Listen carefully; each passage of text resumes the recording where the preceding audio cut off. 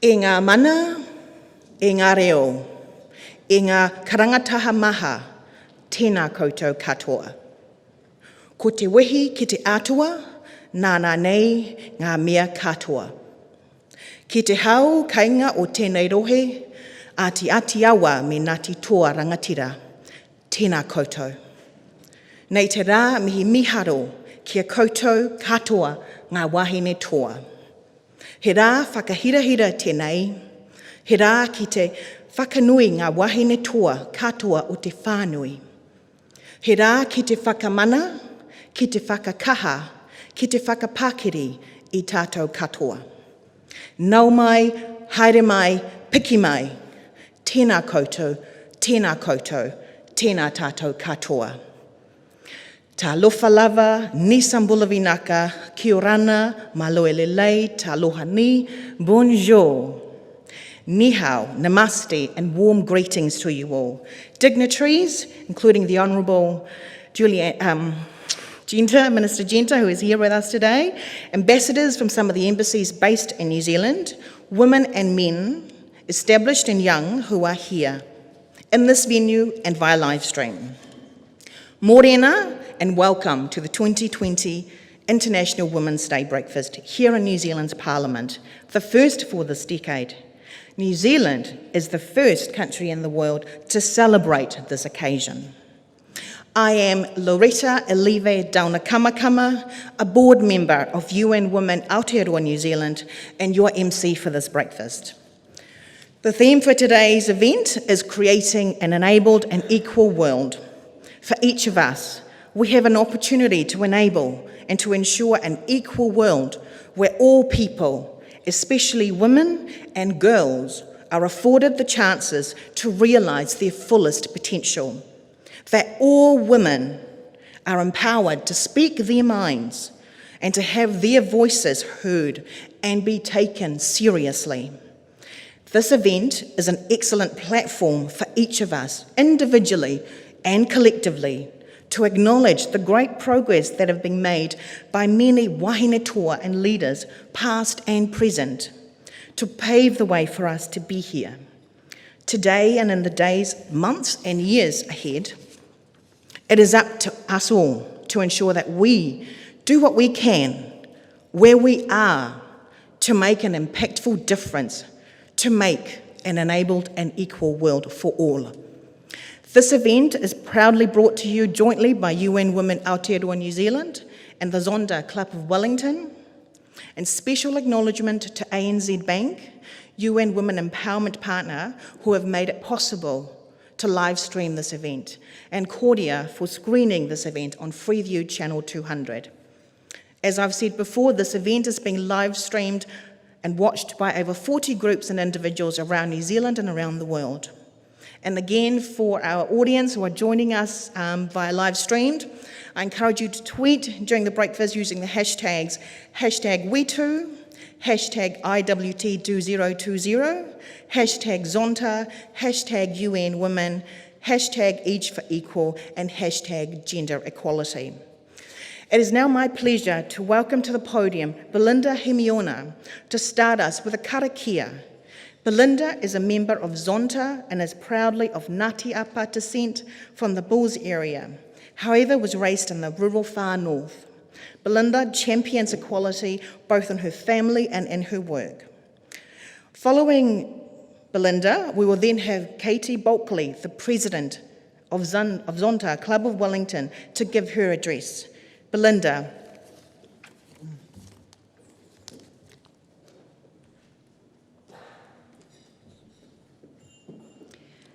Tēnā koutou, tēnā koutou, tēnā koutou katoa.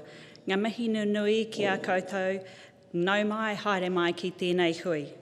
Ko kurahaupo te waka, ko rangatike te awa, ko tai korea te maunga, ko Ngāti Apa ki Bulls toku iwi, engari e tipu ake au e tautoro.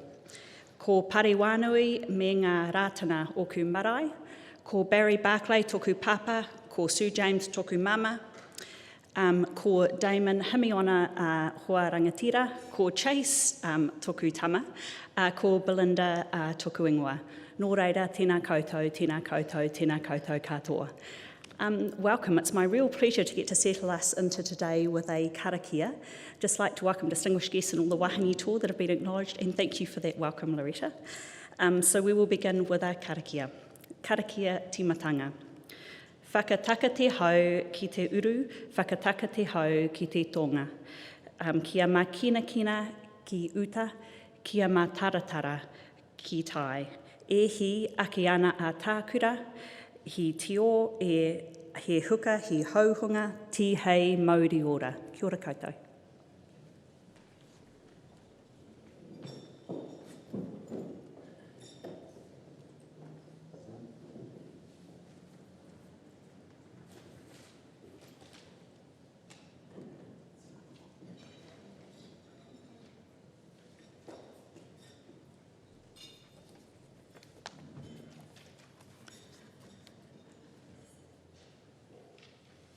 No mai, haere mai, ko Katie Bulkley, aha, no raiwe, tēnā koutou katoa.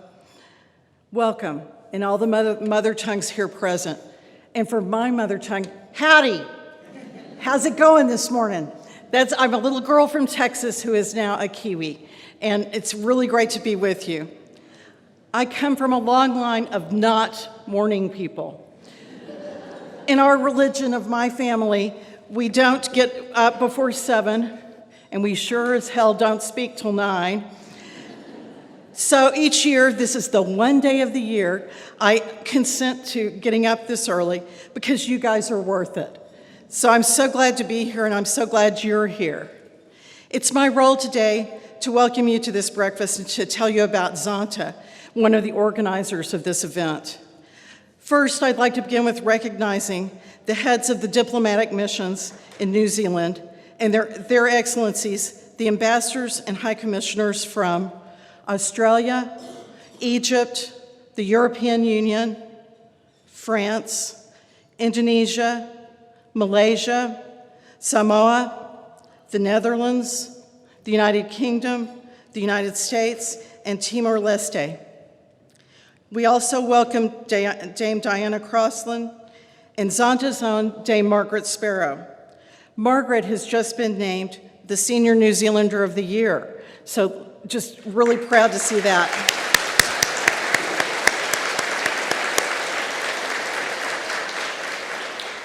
We welcome our MPs that are here today, Jan Logie, and of course our host, my fellow Kiwi American, the Honorable Julianne Genter. I'd also like to welcome the students and teachers from the Hutt Valley Teen Parent School, Te Kura, Hutt Valley High, Kapiti College, Onslow College, St. Mary's College, Samuel Marsden Collegiate School, Tawa College, and my personal favorite, Wellington Girls College. We welcome to all our friends who are joining us through the live streaming. We have so many people that have registered to live stream today in New Zealand and beyond, sort of like Buzz Lightyear. This includes 10 schools, and the number of people live streaming grows and grows every year, and it's very exciting to see. Lastly, but certainly not least, I would also like to recognize the men who have joined us this morning at Parliament and on the live stream. Each of you is very welcome. I'm Katie Bulkley, and I'm the president of the Zonta Club of Wellington. We're one of 30 clubs in New Zealand, and there's just over 1,400 clubs worldwide. Zonta is made up of 29,000 members in 63 countries. What is Zonta? We're a global service organization, and we focus on the empowering of women and girls through service and advocacy. We make a difference in Wellington, in New Zealand, and across the globe. Locally, the Wellington Club supports Shakti, which are the women's refuges for women from Asia, Africa, and the Middle East. We also support the Wellington Homeless Women's Trust and the Hutt Valley Teen Parent School. Across New Zealand, we support PADA, which is the Perinatal Anxiety and Depression Aotearoa organization. They do incredible work supporting brand new families, and their goal is to eliminate the stigmas around perinatal mental health. Zonta is also involved in advocating for legislative initiatives that support women's empowerment, such as the Domestic Violence Victims Protection Bill. At the international level of Zonta, we work to improve the lives of women and girls by supporting initiatives like End Child Marriage. And that effort is key in helping keeping girls in school. It's a very important thing to be working on right now. We promote women in STEM subjects with the biennial Zonta Science Award. In May, in this very room, we will celebrate the 16th postdoctoral scientist to be recognized with the Zonta Science Award. Since 1990 and the establishment of the award, Zonta Wellington has provided $161,000 to New Zealand women in science. That recognition positively impacts the awardees' careers for many years to come. And of course, each year we work with UN Women to put on this breakfast. Our speakers today are strong women who have all overcome challenges to make the most of themselves, and in turn, they have each given generously to their own communities in their own way. We'll hear first from the Honorable Julianne Genter, Minister for Women, Associate Minister of Health, and Associate Minister for Transport. I did enjoy the easy commute today at Oh God 30.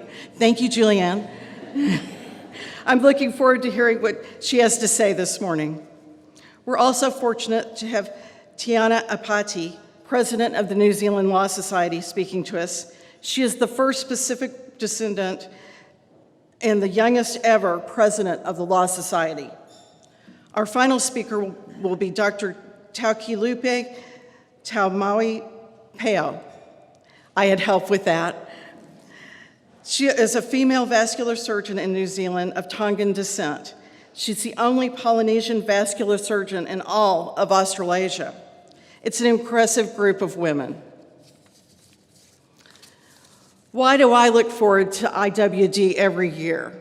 I love this event. For me personally, it gives me the time to think about where we are today, how far we've come, especially in New Zealand. It's fantastic what New Zealand has done for women and will keep doing.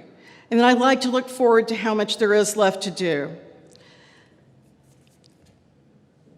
So to let us all celebrate all women and girls today, celebrate our strengths, our dreams, our determination, and commit to creating an equal and enabled world. Tēnā koutou, tēnā koutou, tēnā koutou katoa. I'll now invite Sue Kedgley, a member of UN Women at Aotearoa, New Zealand, to introduce our host this morning, the Honorable Julianne Genter.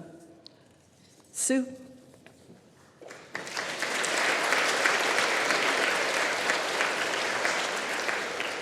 O kia ora koutou ngā mihi nui, and I'm Sue Kedgley from UN Women, and it's a real privilege to introduce the Honourable Julianne Genter, the Minister for Women, who is hosting our breakfast today.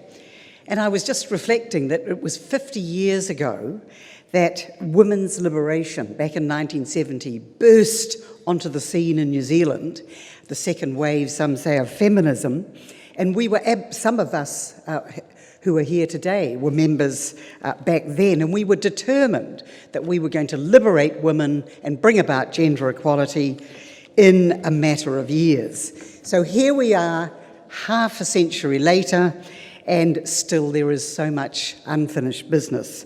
So I think we are very fortunate indeed to have a Minister for Women who is a proud feminist and a powerful advocate for women in government. And so I'd just like to take an opportunity to acknowledge the Minister's leadership on many of the intractable issues that still face women today, such as addressing the gender pay gap, countering bias and discrimination in the workplace, extending pay equity, particularly to the low-paid, most marginal groups in our society, all of whom turn out to be women, ensuring there are more women in leadership on boards and in leadership positions generally, encouraging workplace flexibility, and encouraging men, finally, 50 years later, after it was promised it would happen overnight, to share in the domestic life,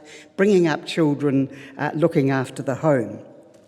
So we do also appreciate the way the Minister has become something of a role model as she seeks to juggle the demands of raising a delightful young baby still, and pursuing an incredibly demanding and successful career, which we know is no easy task. So please welcome the Minister for Women, the Honourable Julianne Genter. Thank you.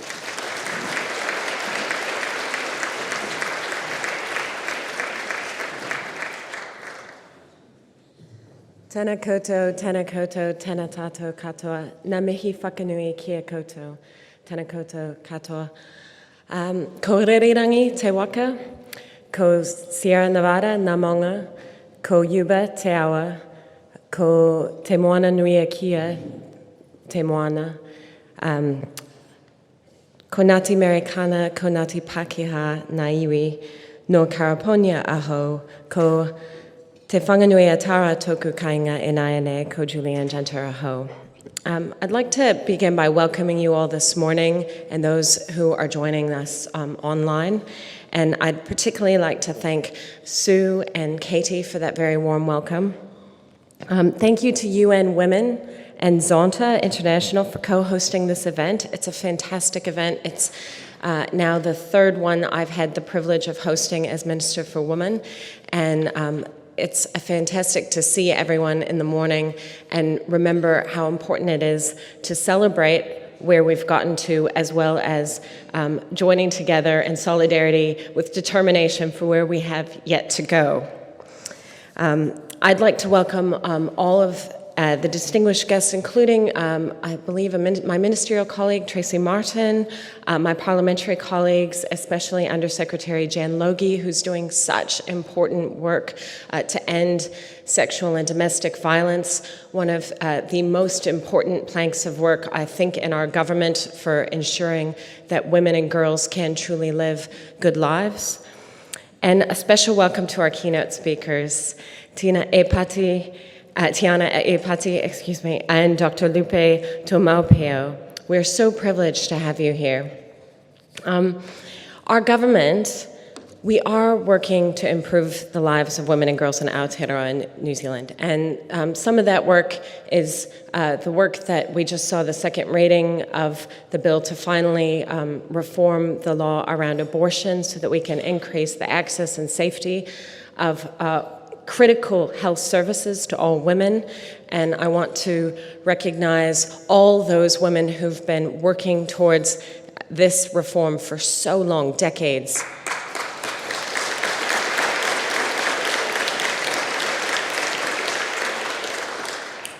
The work that I've already mentioned being led by my colleague, the Undersecretary Jan Logie, to ensure that right across government, different agencies are working together to support people out there in the community so they have the tools and resources that they need to support women leaving dangerous situations to end sexual and domestic violence. And when I first came into this role, I said my priority was to reduce the gender pay gap. Well, eliminate the gender pay gap. And we started in the core public service, and of course, we are hoping to see progress in the wider public service and the private sector. We're working on many initiatives, and I just wanted to let you know where we've gotten to on eliminating the gender pay gap. We have an action plan from 2018 to 2020 to accelerate progress towards eliminating the gender pay gap in the public service. And in order to do this, we have all public service chief executives committed to the action plan. They have, for their own organizations, they have their gender pay action plans. We know the commitment of senior leaders is essential to have change in the organizational culture and to get the results that we want to see. And as Sue Kedgley mentioned earlier, it's not just one gender pay gap. In fact, the gender pay gap is far worse for some women, and we have to recognize that. We need to speak about it, and we need to make sure that it's addressed in our actions to close it. So Māori women, Pacifica women, women with disabilities, other migrant women of color, or women who come from refugee backgrounds have a much larger pay gap. They're not being paid fairly for their work. The very least we could do is make sure that people are paid fairly for their work. And that's just the beginning.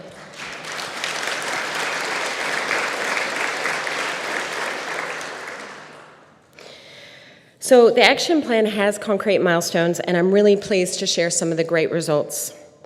We have a task force between State Services Commission and the Ministry for Women, and the public service gender pay gap dropped to 10.5% in 2019, a decrease of 1.7 percentage points in 1 year.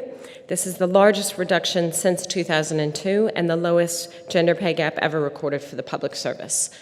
So that's good progress, but it can't just be the end. Obviously, we have to keep up this momentum to continue to achieve our goals. Women now hold 49.6% of positions in the top 3 tiers of leadership in the public service, the highest since monitoring began, and this is well on the way towards meeting the 50% target. Women now hold 50% of public service chief executive roles, and I'm really pleased to see that finally we're starting to get a little change in which types of organizations women are leading. We have a woman Secretary of the Treasury. We have a woman has just started as Chief Executive of the New Zealand Transport Agency. So when it comes to job size and the areas, it's not just limited to the traditional areas, say, education and social development, where we're used to seeing women leading. Women can lead right across the board. So by the end of 2020, the goal of all agencies is to close any gender pay gaps within the same roles, and all agencies will be operating flexible working by default policies. And of course, the plan is contributing to closing the gaps for Māori, Pacific, Asian women who often experience those greater pay gaps. More targeted action is needed to address the ethnic gender pay gap and to make inequality that is already there visible so that we can fix it. So I'm proud of these initial results, but I got a text from my mother this morning, who lives in the United States. She sent me a link to an article in the New York Times, which I highly recommend you read. And it says, the unpaid work of women is worth $10.9 trillion globally. And my mother said, I want my back pay with interest. I think we're just at the beginning of this conversation, but we must recognize that our economy is not limited to those transactions which are commercial. So everything we currently do when we talk about the health of the economy and what's happening with jobs and pay and incomes, really we're missing out on a big part of the work that is needed for our societies, for our communities to flourish. And we know that the majority of that unpaid work is undertaken by women, and that's a large part of the reason that we have the gender pay gap. It's why we have a retirement savings gap. It's part of the reason why we don't see as many women in leadership roles, because that incredibly important mahi that is undertaken by women in the home, and our world would not function without it.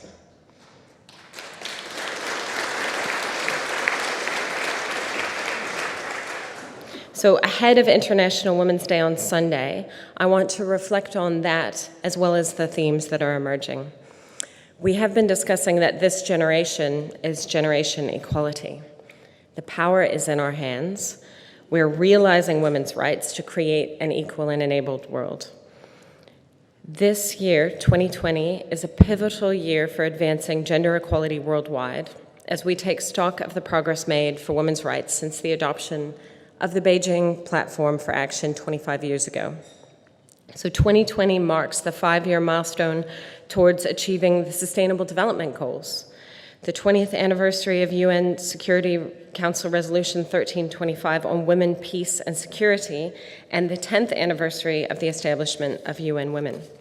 With all of these anniversaries in mind, it's been a difficult week for the United Nations because at the last minute they've had to reorganize the annual Commission on the Status of Women, which usually happens in New York because of the health and safety risks of COVID-19. And a decision such as this, so close to the event, I know is upsetting for many who have spent time and money and effort in preparations. I know that many people here will have contributed towards CSW 64, and I just want to recognize your efforts. This does not mean that we need to lose momentum to make change for women and girls. Our core message is that countries do not exist in isolation. We can and must work together on gender equality worldwide, particularly on protecting sexual and reproductive rights around the world, which are under threat in some places, some developed countries, which we will not name, where Katie and I might be from. This is something I think the women's movement has always excelled at, which is working together for a broad range of issues, and it's what we must continue to do. Events such as the spread of COVID-19 are challenges which all countries share, and so it helps us realize, actually, we're all in this together. The different challenges of the world, like climate change and inequality, we're all in this together. And something like an illness, which could affect anyone, and which we all have to work together to prevent, makes it that much more immediate and obvious that we are all in this together, and we must work together if we are going to thrive. In 1910, working women in New York and Europe demanded change to their working conditions. In the same year, International Women's Day was born as a day dedicated to celebrate women and inspire change. I invite all of us to celebrate what Aotearoa New Zealand women have achieved and to look forward to where we all want women to be. I wish you a wonderful International Women's Day, today's breakfast and on Sunday. Thank you. No reira, tēnā koutou, tēnā tātou katoa.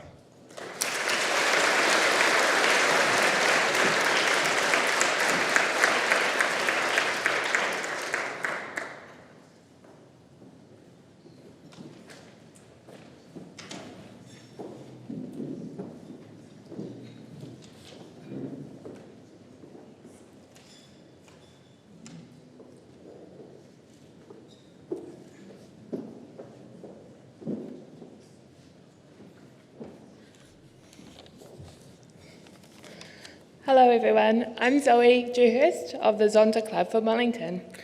On behalf of Zonta, UN Women, everyone here today, and those joining us through live streaming, I would just like to extend a big thank you to Julianne.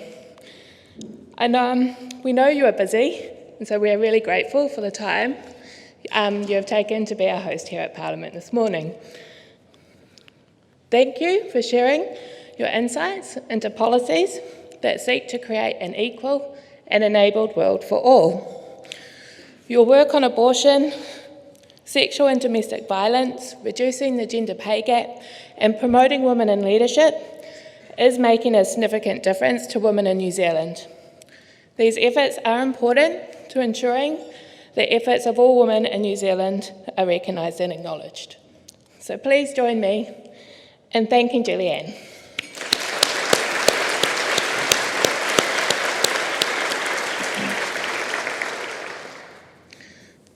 It is my great pleasure to introduce our next speaker, Tiana Ipati. As you know, Tiana is the president of the Law Society. She is the first woman of Pacifica descent and one of the youngest people to hold this role, an achievement that is well deserved given her remarkable career. After many years working as a Crown prosecutor in Auckland and Wellington, Tiana started in the criminal law team at Crown Law in 2008. Her move to Gisborne in 2012 saw her work as a criminal defence lawyer, where she quickly became a partner at Rishworth, Wall and Matheson. Through her work in the law, Tiana has a history of creating a more equal and enabled world and has become a strong advocate for those in the criminal law system. For me personally, as a young lawyer, Tiana is an inspiration and reminds us that we should aim high while enabling others. I look forward to seeing her continue to make her mark on the legal system. So please join me in welcoming Tiana Ipati.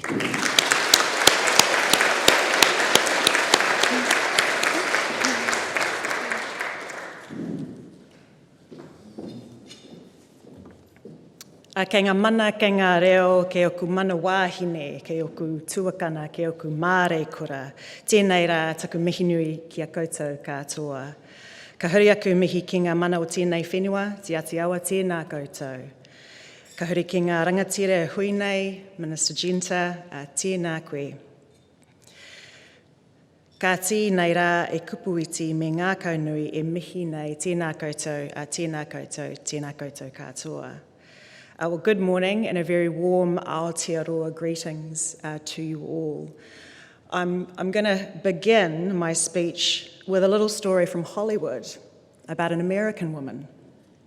The recent run of the New Zealand film Jojo Rabbit in the awards season led me to think about gender equality, in particular how women fare in probably one of the most privileged classes in the world. Michelle Williams is an award-winning Hollywood actor. She won her first Emmy recently for her role in the TV series Fosse Verdon. In her speech, she applauded the TV network FX for paying her exactly the same as her male co-star Sam Rockwell. Now, this may not seem like a big deal, but what made it meaningful was that Williams had previously made headlines for receiving less than $1,000 for her reshoot work on the ironically named film All the Money in the World. It was reshot after Christopher Plummer took over the lead role, and incredibly, her co-star, Mark Wahlberg, for the same reshoot work, got $1.5 million. He later donated the entire fee to the Time's Up campaign.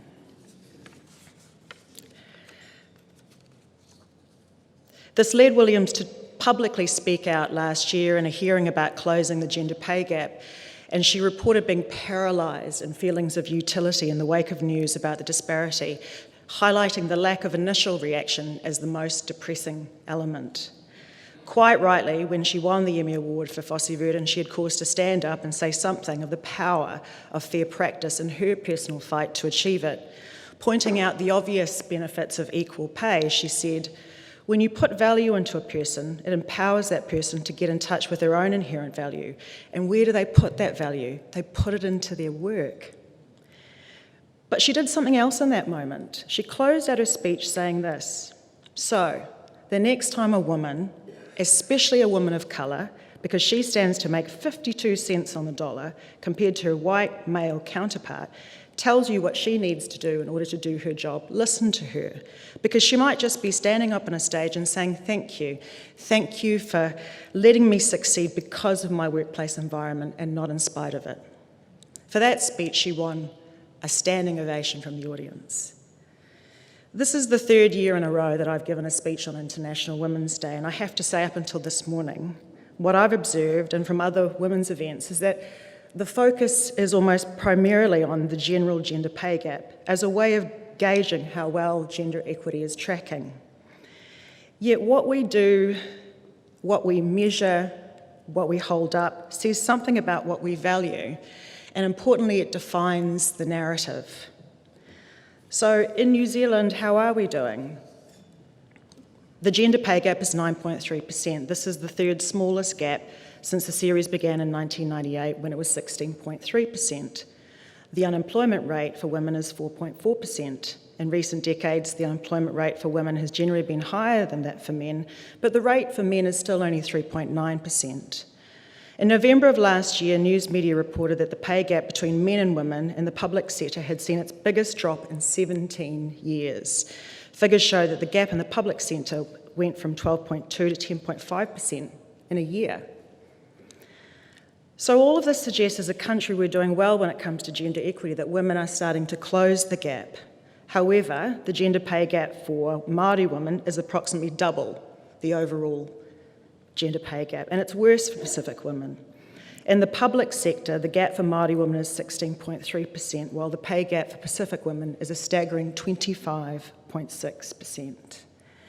Generally, Māori women experience unemployment at double the rate for women overall, and again, Pacific women's unemployment rate is higher at 9.5%. Now, these are statistics that I rarely hear at International Women's Day and women's events. And recently I sat at a Women in Law conference and I endured, is the only word I can use, a whole hour of listening to a talk about the general pay gap. No mention was made of other women in the profession who may experience an intersection of challenges in addition to gender. But at least we have some measurement for Māori and Pacifica, because it gets even harder when it comes to women who are deaf or have a disability.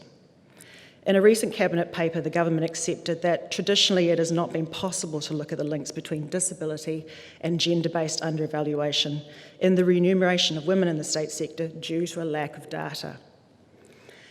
And as the incredible Paula Tesorerio, who's Disability Commissioner, said in March last year, data informs what we do and how we monitor progress. So it is important that good data is collected. We're not quite there yet, but work is happening to address this. I was heartened to read an article on gender pay equity recently where researcher and public policy commentator Dr. Jess Berendsen-Shaw highlighted the need for there to be fundamental change of workplace structure, which is essentially centred around able-bodied men's lives and career trajectory. But she also pointed out the need to address other types of pay gaps, pointing out that generally Pākehā women earn more than Pacific Island men and Māori men.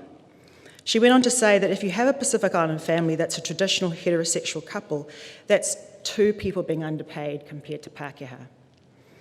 In a recent Twitter post, she reframed the issue around pay parity and said it's not a pay gap, it's a penalty for being a woman.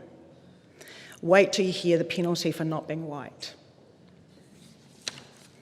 When questioned about the pay gap for Pacific women last year, Dr. Karanino Sumeo of the Human Rights Commission said, "We're hearing from Pacific people that they're often overlooked, so it's not that they're not putting their hands up, they're putting their hands up for progression and they're not given the opportunity." This is what I call the invisibility of certain women in the discussion around gender equality.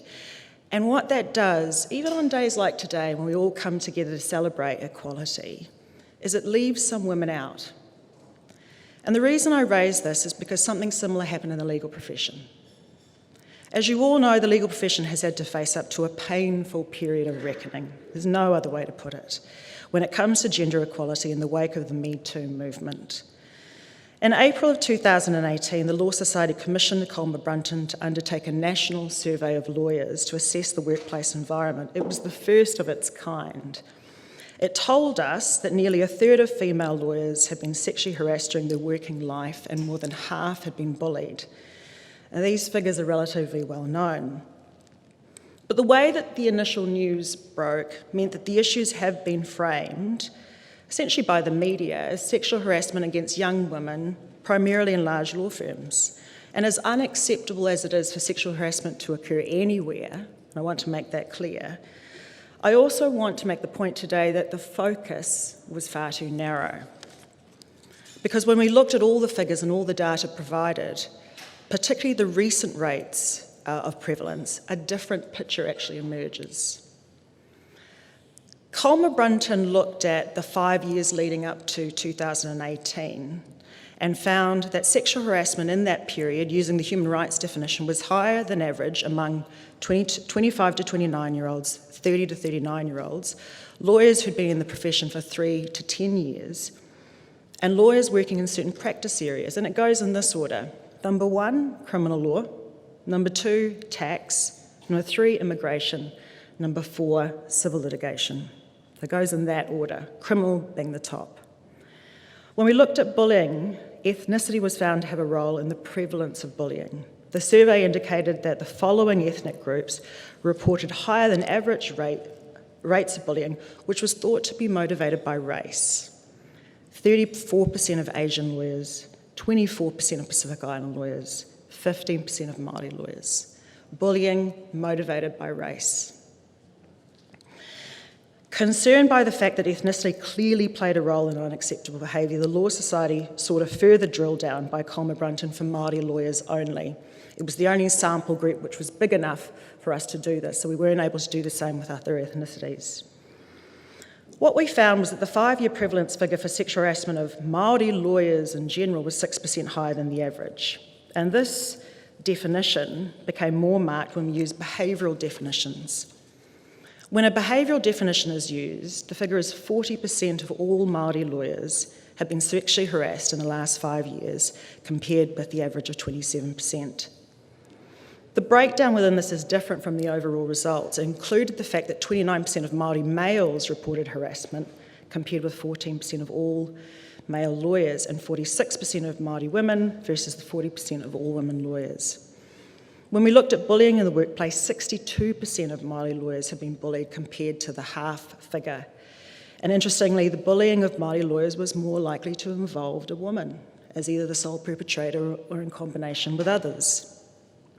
So the picture that actually emerged was that a young woman lawyer aged between 25 to 39 years of colour, practising in criminal law, to a lesser extent family, immigration and tax, was the most likely to be impacted and experience unacceptable behaviour.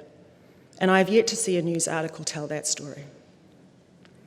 Unsurprisingly, though, it became apparent to certain women in the profession that that data was there. And as we ended 2018, there was published criticism of the Law Society and other groups for failing to give a platform to women of colour. In an article in the Women's Law Journal in 2018, a young Māori lawyer said the debate around sexual harassment and bullying to date has largely involved Pākehā women speaking out, and there has been a focus on the larger and primarily corporate law firms. It must be said that the absence of diversity within this debate does not address the wider extent of the issue. Another Māori lawyer pointed out that in the same journal that diversity as an idea has been heavily promoted but lacks impact when the conversation doesn't recognise and provide platforms for wahine Māori or other underrepresented groups to speak out. This has been a common critique of the Me Too movement globally, that is, there has been a lack of recognition of the experiences of women of colour separate to those of other women. And I also sat on a panel with Paula Tesoriero, who stood up and said to a very packed auditorium in Auckland, where was the voice of disabled women in the Me Too movement? And I had to absolutely agree with her. So what are the Law Society doing about it? That's the big question. We knew that the focus had to be wider for our culture change work, and it's why we sought the further information for Māori lawyers as a group. More importantly, the Law Society has initiated comprehensive structural change, the only thing that's going to turn the dial. A big part of our ability to change behaviour is through the regulation of the profession. Unfortunately, we have a statutory framework which highly constrains our ability to do that and to do it swiftly. So currently we're progressing changes to our rules which make it clear as to the conduct expected of all lawyers and employees of law practices, the obligations expected of those who manage and operate law practices, the obligations on all the profession to report unacceptable conduct, protections for those who report or experience unacceptable behaviour, and the introduction of mandatory education aimed at reducing unacceptable behaviour. I think more fundamentally, the Law Society is also undertaking an independent review of our entire structure and functions. As I said, this is due to the constraints the current legislation places on our ability to deal with a broad range of all kinds of behaviour, and our ability to be open and transparent about the process. Now, this step was necessary because it became clear, after further analysis by both the government and us as an organisation, that merely amending the Act was never going to be enough. In addition to that, we're building an evidence-based strategy for culture change in the profession. It means drawing on all the research reports and our own evidential data. It also means seeking data and perspectives that may be missing from the picture. It means that when we do our next salary survey, we should be asking things like ethnicity, disability, other factors which are missing. Nor is it good enough that of all the reports currently available on changing the culture of the profession, none of them have taken a completely te ao Māori or Pacifica perspective. Yet we know that those women are disproportionately affected. And it's what is often referred to by my Māori and Pacifica women lawyer friends as the sprinkling of diversity on top of the sundae that's already been assembled. They're brought in to review someone else's work at the last second. As president, I've attempted to shed light on these issues. On the first day I became president, I was asked to speak about gender equality to a group in Wellington. I went back and asked that the stage be shared with Māori, Pacifica and Asian lawyers to ensure we had the right people talking about the real issues. And from that first event to today, I've tried to ensure we don't leave anyone out. So there is much to do, and already I feel a little tired as president in the whirlwind of activity, and I'm not even 1 year in the role. But as I signed the Memorandum of Understanding with Te Hunguroi Māori, the Māori Law Society, last week at Te Papa, which was 30 years in the making, I think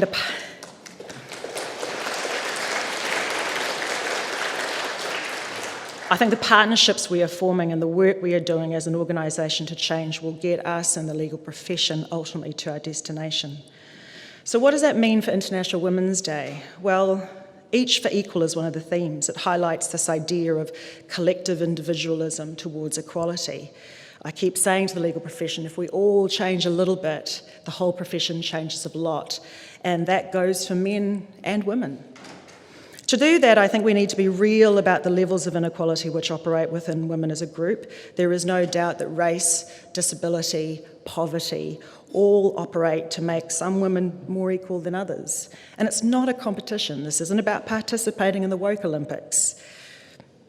But just like Michelle Williams, who undoubtedly fought a very public battle over gross underpayment and inequality, she was still able to show up and lift the voices of other women less fortunate than her in that golden moment on the stage. So I want to finish by thanking Minister Genter, the UN Women Aotearoa New Zealand Zonta Club of Wellington for giving this stage to 2 Pacifica women.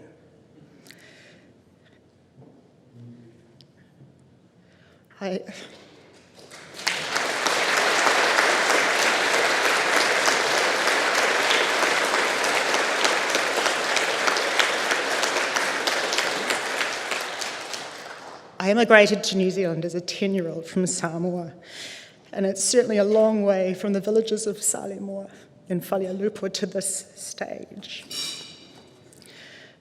And so I'm very grateful for this opportunity. I don't know if you'd told me when I was a 10-year-old stepping off a plane that all these years later I would be here.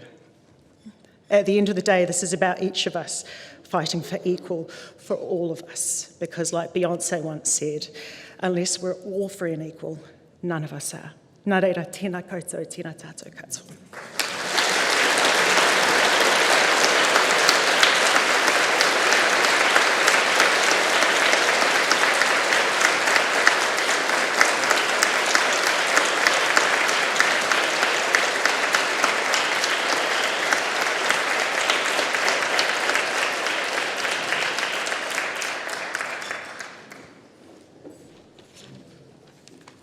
Kia ora koutou. Tiana.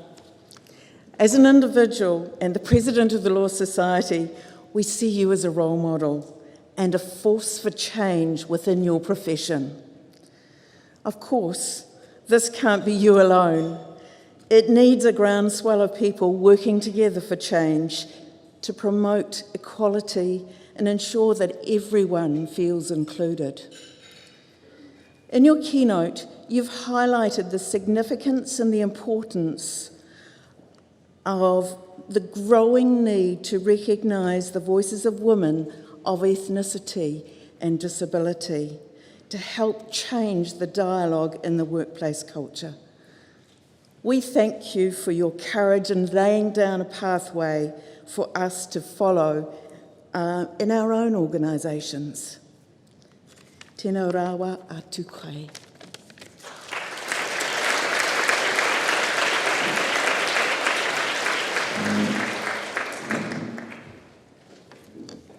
Thank you, Tiana.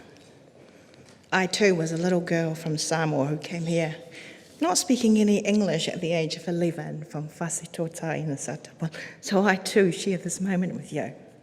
Well, before we go for breakfast, I have a message for International Women's Day from the Right Honourable Dame Patsy Reddy, the Governor-General of New Zealand, to read to us all.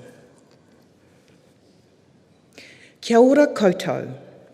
Each year on International Women's Day, we take stock of women's rights, and every year we conclude that women continue to be subjugated in varying degrees in every country in the world. The theme for this year's International Women's Day, I Am Generation Equality, realising women's rights, signals that a new generation of women are determined to make further progress in the efforts to counter gender discrimination. In New Zealand, this determination is reflected in heightened awareness and vigilance about unwanted attention, harassment, and sexual predation, particularly in the workplace. We see greater commitment to female leadership in the public service, though the private sector still lags behind. The most urgent and horrifying issue has to be the scourge of domestic violence across our communities and in the deaths of New Zealand women at the hands of their partners. Empowering women and families who find themselves in those predicaments has to be a priority. As patron of UN Women Aotearoa New Zealand, I, the Governor-General, appreciate your efforts to highlight these issues and wish your members all the very best with your work in New Zealand and in the Pacific. So we will now break to enjoy our breakfast and network with your fellow colleagues beside you.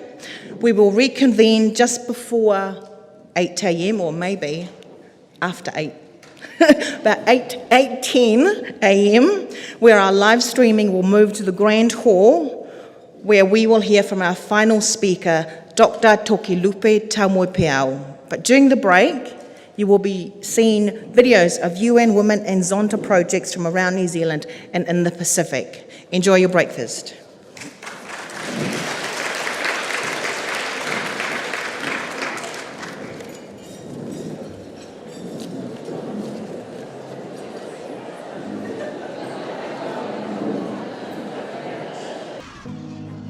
What defines a generation?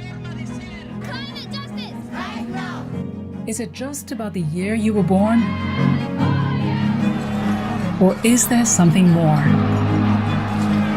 We may have lived through different decades, different circumstances, different countries, but we all share in the global, everyday push for our rights, for justice, for a world that is equal. Perhaps what defines our generation isn't our age or our background, but the line in the sand that we have drawn. We take to the streets to speak out against discrimination, and we work tirelessly behind the scenes. We stand up for peace. We are fed up with the war and economic justice. We start with a statement and watch it become a movement. We have come a long way, but the fight isn't over, and our rights are still under assault. It is time to take action. Let us be the wake-up call the world needs. The eyes of all future generations are upon you. Be the first, the youngest, the best, and then make sure no one is left behind. When someone tries to silence you, raise up your voice. Let us wage a global struggle. Change everything, or change just one thing. As long as you do something, whether you're new to changing the world or have been in the fight for a long time. Each knows exactly why we are here. We are all together, united, for gender equality. And the future we create for women and girls is up to all of us.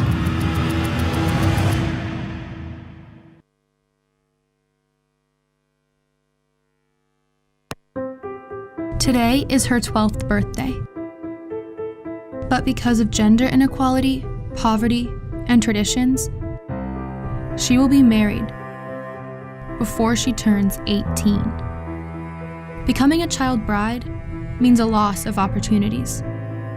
She will face increased risks of being isolated from her family and friends, dropping out of school, early pregnancy and potential complications during childbirth, domestic violence, and remaining in poverty. As she faces the same economic hardships her parents did, it is more likely that her daughter will also become a child bride. And the cycle will continue. But what if this was not the only option? What if there was a different road to take?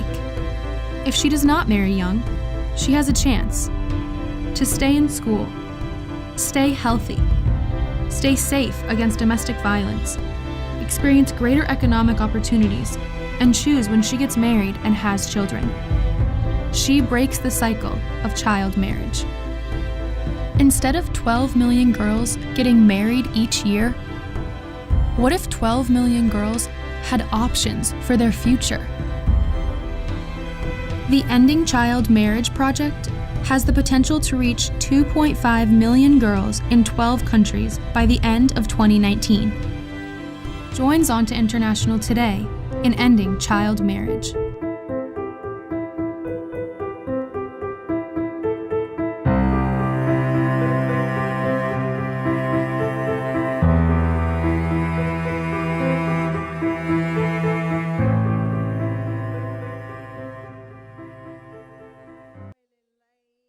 Tēnā koe. I know the conversation is really flowing. And my sincerest apologies that it's taken a bit longer for us to reconvene. We had been hoping to have Dr. Tokilupe Tamopeau, our second speaker, speak at the Grand Hall, but due to technological issues beyond my own comprehension, we have not been able to do that. So apologies for the delay, and also my sincerest apologies to our attendees in the Grand Hall who had been hoping to see Dr. Lupe speak in the flesh. So we hope that it doesn't spoil the lovely morning that you're having and the inspiration that's continuing the flow amongst and between us all. Maloelele and welcome back. Tēnā koe. I hope you all enjoyed your breakfast and managed to say hi to some of the amazing wahine that we have here and tāne around you this morning. So we now have the privilege of hearing from our second exceptional guest speaker for this morning, Dr. Tokilupe Tamopeau, the first female vascular surgeon in New Zealand. Woo!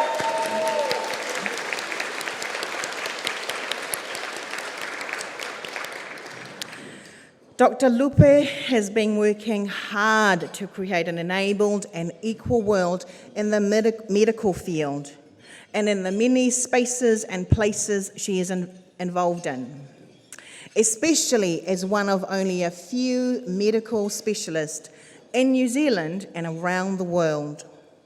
Dr. Tokilupe Tamopeau is a passionate advocate for women and has been encouraging more women and Pacifica people into surgical specialties.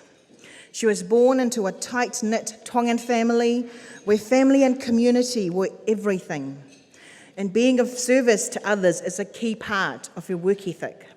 From a young age, Dr. Tokilupe was interested in a career in medicine, inspired by her grandfather, who was an eye surgeon in Tonga. And today she is here with her proud parents, Peter and Paula Tamopeau. It is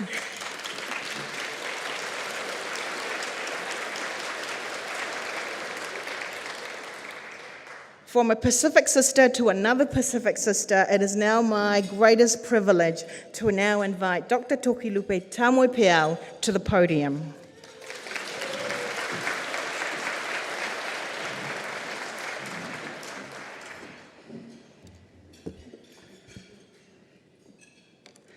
Thank you, Loretta, for that amazing welcome. Tēnā koutou, maloelele, and good morning. Happy International Women's Day, everyone. When Loretta invited me to speak, I angst for a long time about what I would say. So, I searched the lineup of speakers from last year's breakfast. Right Honourable Jacinda Ardern, our Minister for Women, Julianne Genter, and employment lawyer, Steph Dyberg. Whew. And then I realised that at this year's breakfast, I would be sharing the stage with Honourable Julianne Genter and the equally amazing Tiana Epati. Hopefully after today, those guys will finally accept my repeated Facebook friend requests. In all seriousness though, I feel truly honoured to take part in this special occasion. I want to share with you what this year's theme of creating an equal and enabled world means for me and women in 2020. Opportunities like this give you a chance to reflect back on your journey. I'm the eldest of 2 daughters. My sister is a pathologist. My mother was the first strong female role model I had. She taught my sister and I the importance of hard work and making the most of every opportunity. I went to a Catholic all-girls high school, which thankfully celebrated women and helped to nurture my childhood dream of becoming a doctor. Growing up, I honestly never felt like it was beyond my reach. In my world, women could do and be anything they wanted. My time at medical school, however, opened my eyes to the fact that this world was not equal and at times disabling. I completed my medical degree at the University of Auckland. I went through the Māori and Pacific Admission Scheme pathway. This affirmative action scheme has been attacked by critics who claim that it allows for lower quality candidates and is some sort of reverse racism.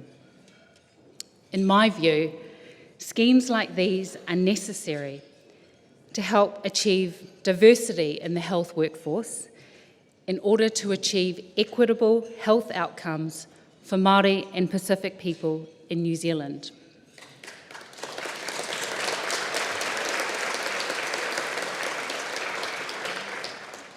I had to endure comments from non-Māori and Pacific classmates about my easy ride into medical school.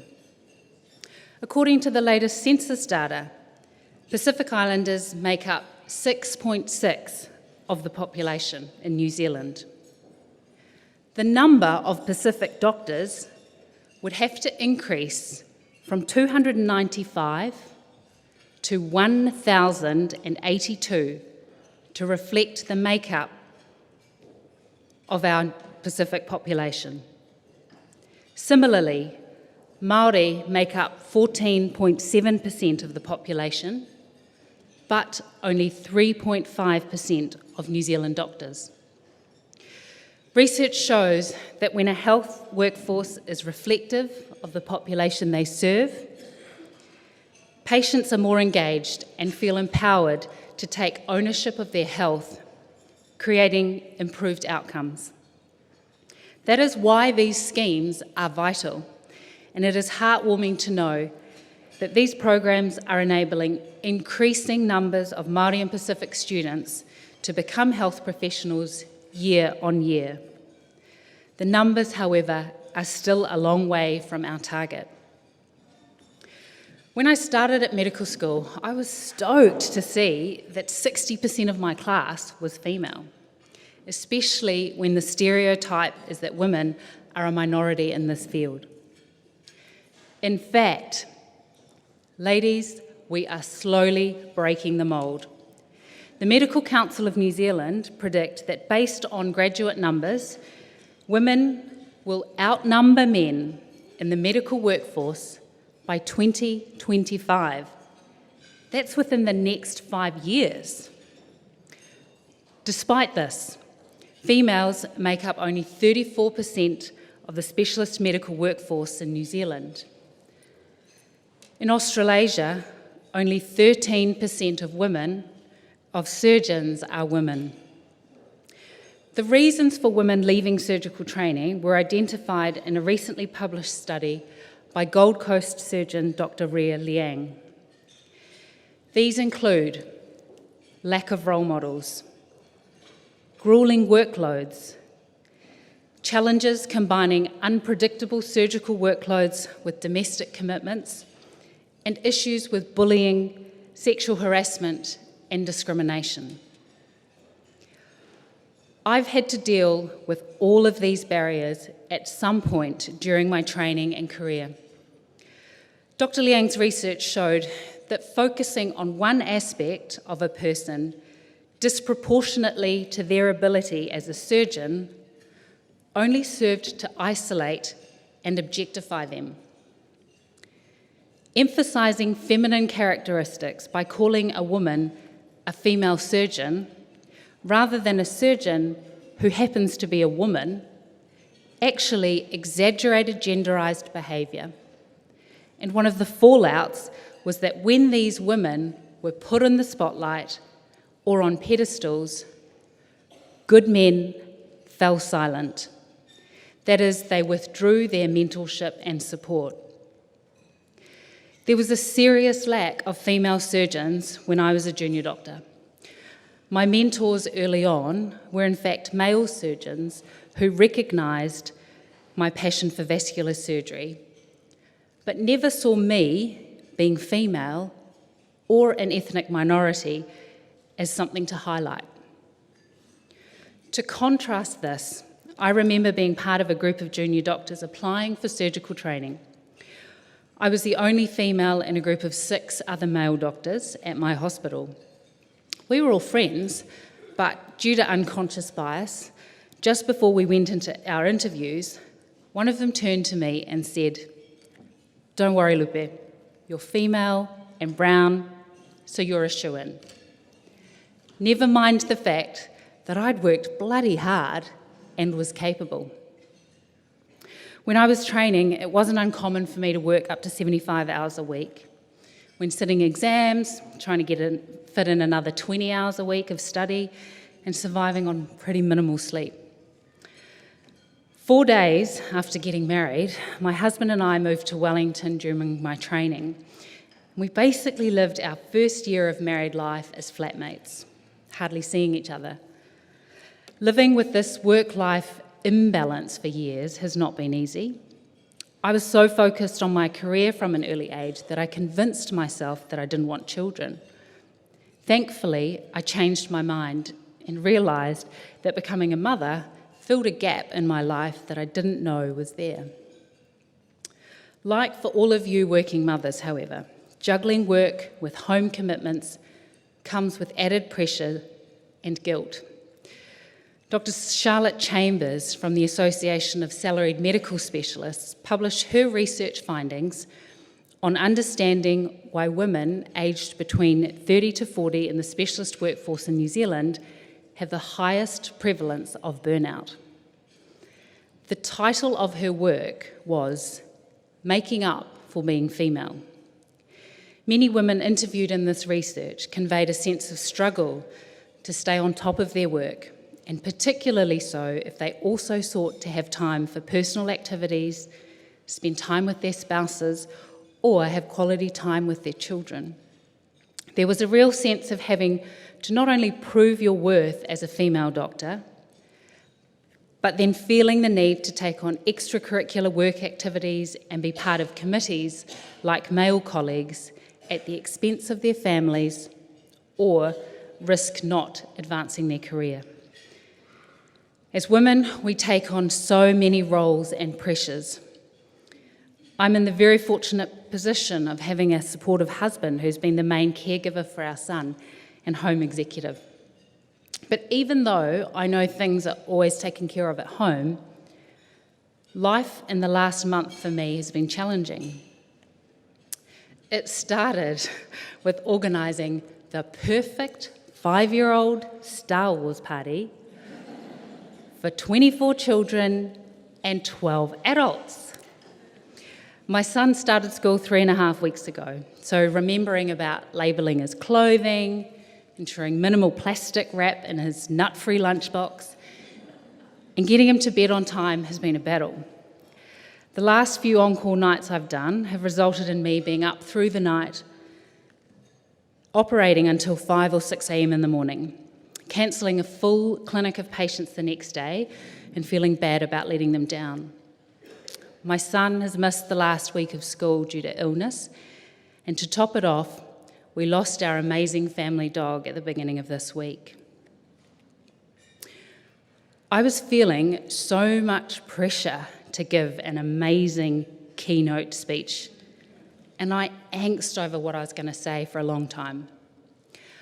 I guess my point is that you might have come here today expecting to hear from a completely together, perfectly groomed, articulate and enlightened surgeon, when the reality is that I have struggles too. I don't think we only have to celebrate achievements like becoming a vascular surgeon. I think there is something empowering in knowing that not everybody is perfect, and that celebrating everyday successes should be encouraged. I tell you, I might be on the Capital & Coast DHB Equity Steering Group, a past selector for both the New Zealand Orthopaedic and Australasian Vascular Training programs, a successful business owner, and the newest co-opted member of the Australasian Vascular Society Executive. But do you think any of that helped me GHD my hair straight at 5 a.m. this morning? The struggle is real. I feel like part of creating an enabled world going forward is celebrating all of the little wins on the way. When it comes to bias and discrimination, my experiences in medicine have included being mistaken for the cleaner or orderly when dressed in scrubs and turning up to the ward to review a patient, constantly being referred to as a nurse because I'm female, doing a ward round with a younger male junior colleague or even a medical student and having patients and staff assume that he's the one in charge. And more recently, discovering that for the last 5 years, I have been receiving half of the on-call allowance that my male colleagues were receiving, despite being equally qualified, despite doing the same job, and despite often contributing to more on-call rosters. We've heard this morning, time and time again, that the issue of gender pay gap is significant. Thank you, Tiana, for so eloquently highlighting the gaps in this area and the widening gaps between women of ethnicity. In the medical sector, research by the ASMS shows that female specialists earn 12.5% less per hour than their male counterparts, even when adjusting for age, specialty, and weekly hours worked. Mothers are even further disadvantaged, where the gap rises to over 13% with one child and over 17% with 2 or more children. I also echo the calls from earlier this morning to adopt pay transparency to create an equal and enabled world.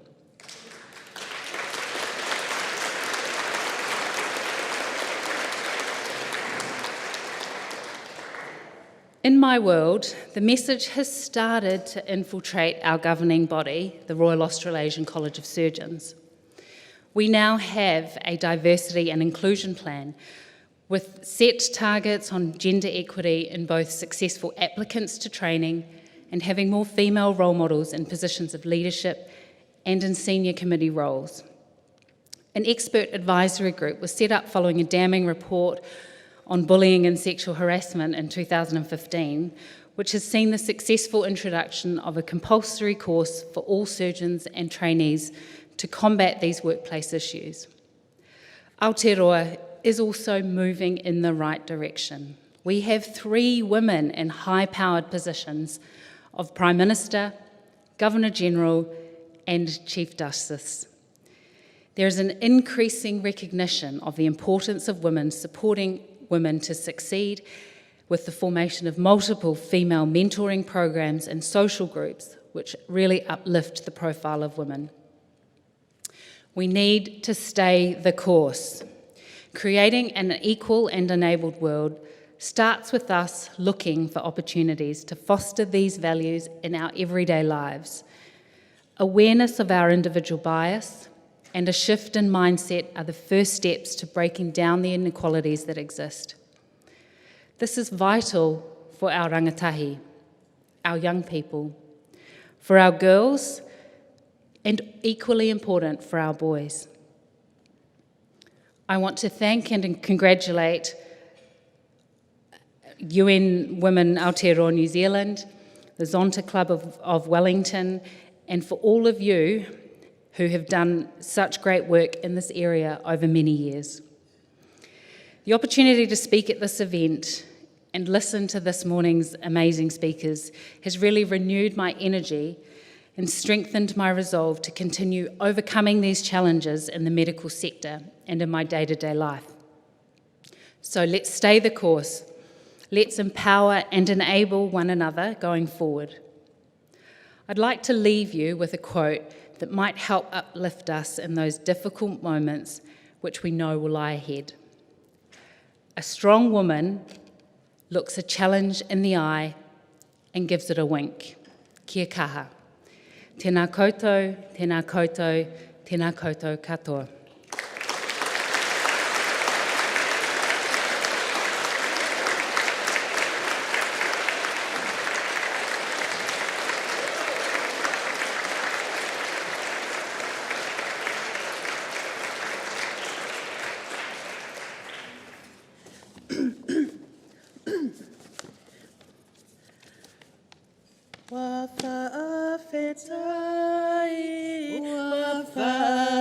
Wafafetai, wamali emata evai, watasilava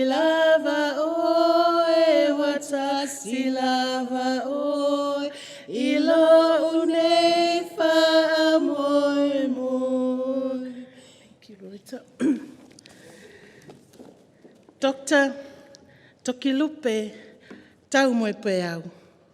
Oia we. Whakaofa.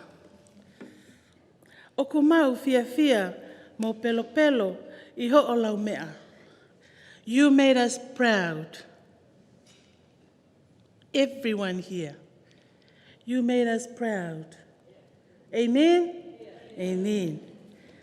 On behalf of the Zonta and the UN Women and all the women here, Maori, Pacifica, young women, men, Mr. Leasi, young men, everyone here, we say to you,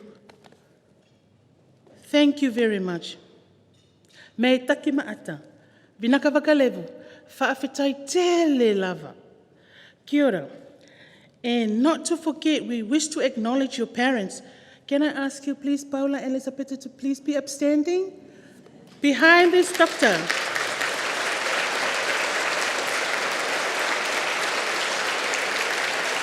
Thank you, Malo Opito. It is always a dream of a Pacifica mother for her daughter to live a full potential life full of blessings, to marry a minister, to marry a palangi, to marry a millionaire. However, she's the doctor of doctor. She nurtured her daughter. She said to me, she's been asked, she's been challenged, what's the recipe for bringing this vascular doctor? She said, up there, the man up there, the good Lord gave her the blessings. Now she nurtured her. She said to me, there were 3 things that her daughter came to and told her. She said, Mom, I'm studying orthopedic. And then Mom said, orthopediology. Mom, I've studied about plastic surgery. Plasticology in the Pacific way. And finally she came, Mom, I study vascular. Now she is, absolutely, from the doctor of doctor to the Dr. Toki Lupe Taumoepeau. Honor be to God. Glory be to God. Thank you very much. Whaapataitele, please, would you like to come up to the front?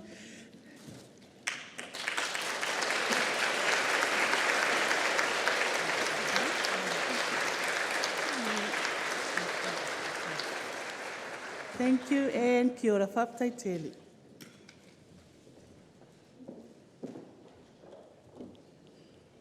Sorry about the singing. I wasn't expecting that. This is what you do on International Women's Day. I know we need to get through our last few speakers. So without further ado, I would now like to invite the President of UN Women Aotearoa New Zealand, Suzanne McNabb, to the podium to give her address.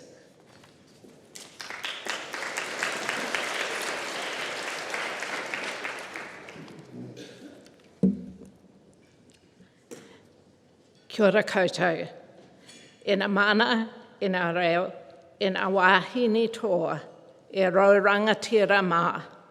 Nā mihi maoha ki a koutou. Ko Suzanne McNabb aho. Tēnā koutou, tēnā koutou, tēnā koutou katoa. I was thinking there's rather a theme in all of the speeches today, and I thought mine echoes just a few sections of it, but of course it's too late to change anything at this point. The United Nations global theme for International Women's Day 2020 is, as you have already heard, generation equality, realising women's rights. We have a long way to go. Women are still poor. Most of the world's poor are women. Women still lack literacy. Most of those who are illiterate are women.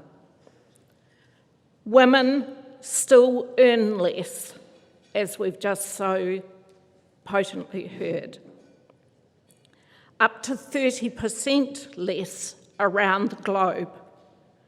In Aotearoa, if you are Māori or Pacific, you earn less than Pākehā women. Women still suffer multiple forms of violence directly related to their gender. International Women's Day is an important day, but just one day in the year when we focus on these concerns and recommit ourselves to changing the world for women. Truly realising women's rights requires us all to act differently. The UN Secretary-General said recently, women's inequality in the 21st century should shame us all, just as slavery and colonisation shamed other generations, and it requires transformative change. Today, not a single country can claim to have achieved gender equality.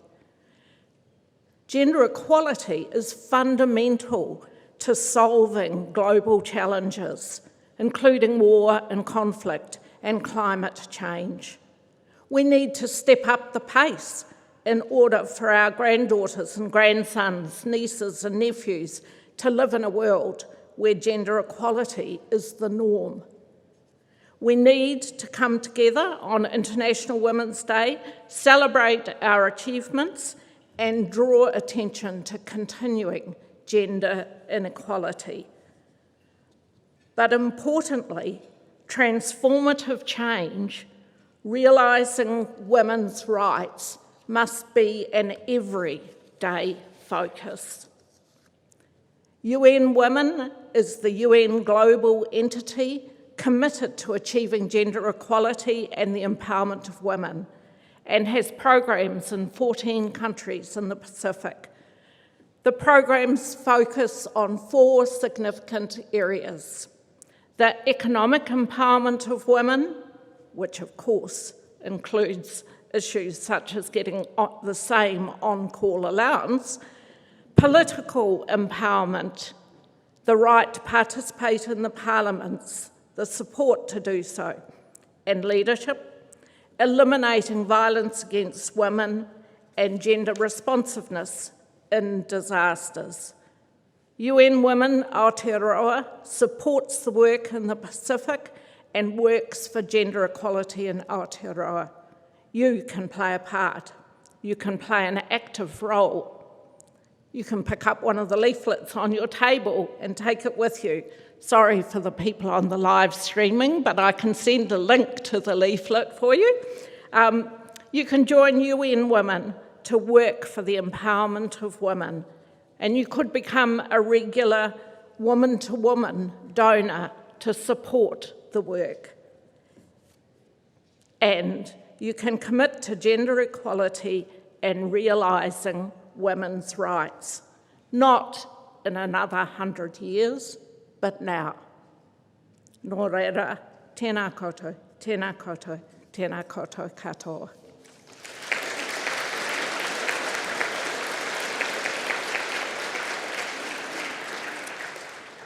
So now I have the privilege of extending thanks to the many great people, mostly women, who worked hard to make this a significant occasion.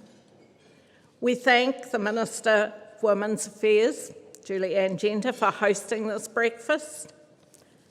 Heartfelt thanks to our keynote speakers, and to the wonderful women of Zonta and UN Women who've met regularly and worked hard over a number of months. Loretta, Rebecca, another Rebecca, Lynn, Sarah, Helen, Christine, Ray, Gail, Agnes, Jess, Debbie, Sarah, Rajali, Jill.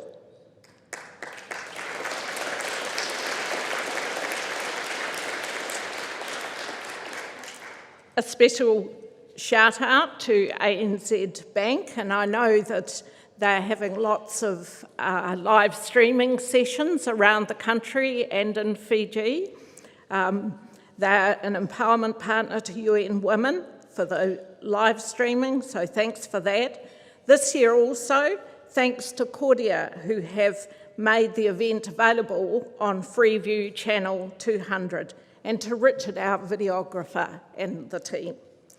And a very special thanks to all of you who have participated here, participated in the Grand Hall, and to the many groups and individuals who are watching this either now through the live streaming or later.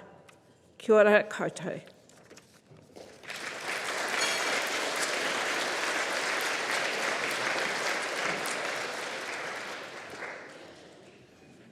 We've now come to the conclusion of our event.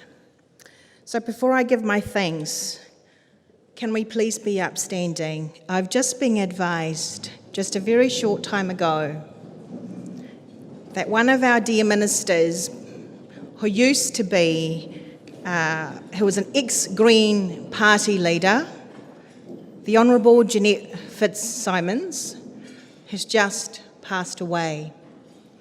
So on International Women's Day, I would like us all to have a moment of silence for 1 minute to acknowledge Jeanette and all the work that she's worked for, and also for you to acknowledge personally the women, the people that have been around you and are with you to empower you to create an enabled and an equal world. That moment starts now.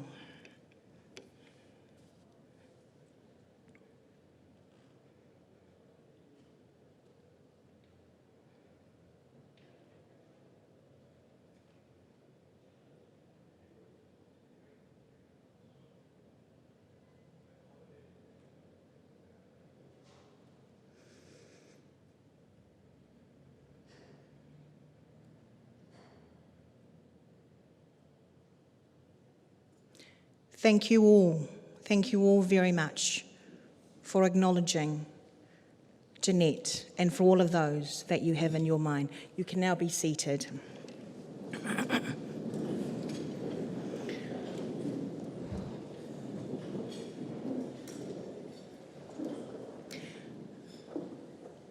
Thank you for being here in person, and thank you for those who've joined us via live stream to celebrate International Women's Day.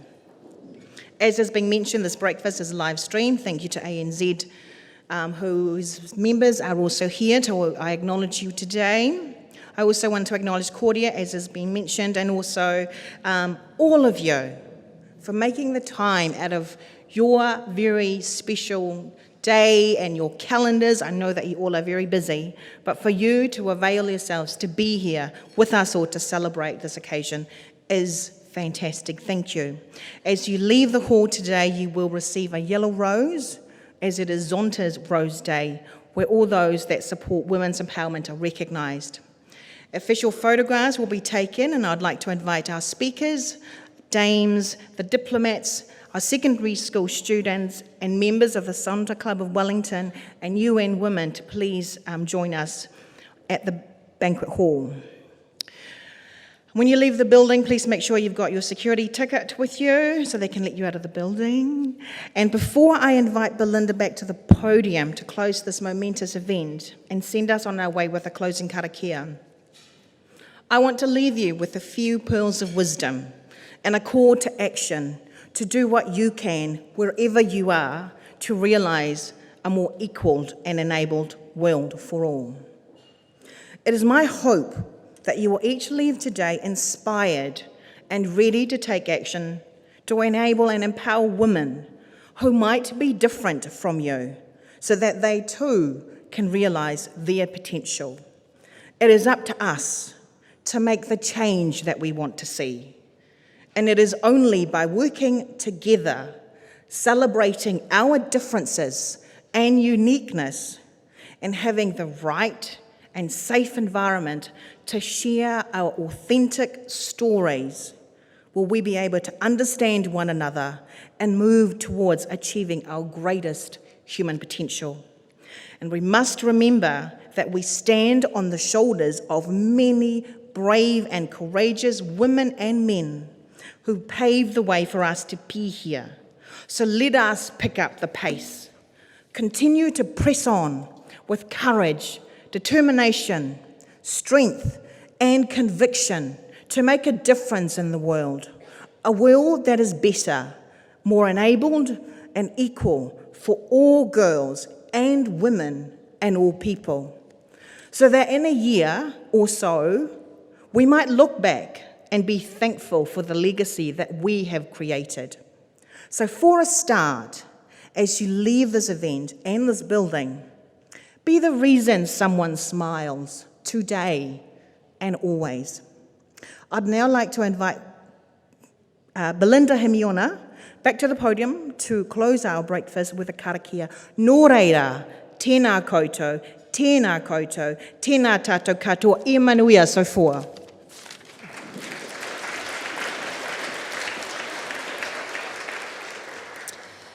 Kia ora, just to do the closing karakia to guide us as we return to our day and to take this awesome inspiration and bottled feeling from the fantastic speakers and the thoughts that have been shared into our actions going forward. So karakia whakamutunga. Kia mutua mātou mahi mō tēnei wā, manaakitanga mai mātou katoa, o mātou hoa, o mātou whānau, ai o ki te aorangi. Kia ora koutou.